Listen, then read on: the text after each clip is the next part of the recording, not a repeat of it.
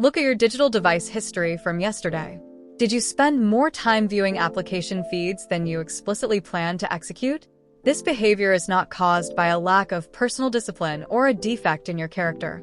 It is the predictable outcome of using digital interfaces that are specifically engineered to interact with human cognitive architecture. Human decision-making relies on an internal management system known as self-regulation.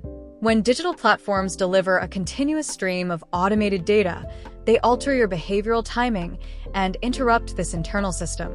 In 1991, psychologist Albert Bandura published research demonstrating that human self-regulation is an active operational system made of 3 distinct subfunctions. The first is self-observation, which occurs when you consciously monitor your own actions and track how you allocate your time.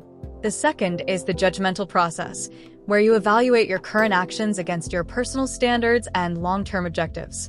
The third is self-reaction, which is the internal correction or satisfaction you apply based on that evaluation. When these 3 subfunctions operate without interruption, you maintain independent control over your behavior.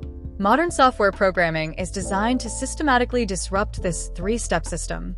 When you interact with an application featuring infinite scrolling or immediate notifications, the software presents new visual data immediately after your input. This rapid delivery occurs before your brain can execute the second step of the system. Before you can compare your current scrolling behavior to your personal standards, the application displays an additional item of interest.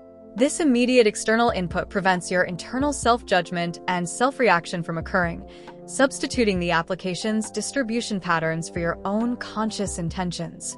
If you want to understand more about how modern technology influences your cognitive habits, please click the like button and subscribe to the channel right now. To modify this behavioral pattern, you do not need to generate more internal willpower. Instead, you must introduce a physical delay that allows your self-observation subfunction the necessary time to activate. You can do this by placing a physical object, like a purple note card, next to your workspace, or by setting an independent electronic timer to sound every 15 minutes. When you see the object or hear the timer, pause your movement and state your exact current action out loud. For example, say, "I am currently viewing an application feed," or "I am currently reading a text document." This direct verbal description immediately forces your brain to execute conscious self-observation. The moment you state your action out loud, you provide the precise data that your judgmental process requires to function. You instantly compare your current behavior with your personal standards.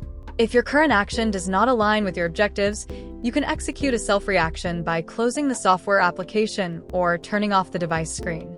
You possess the definitive biological capacity to make choices independent of automated software architecture. Your ability to observe and modify your own actions is fully within your control, and you can activate it at any moment. Which specific digital application interrupts your self-regulation the most during the day? And what physical reminder will you place on your desk today to reactivate your self-observation?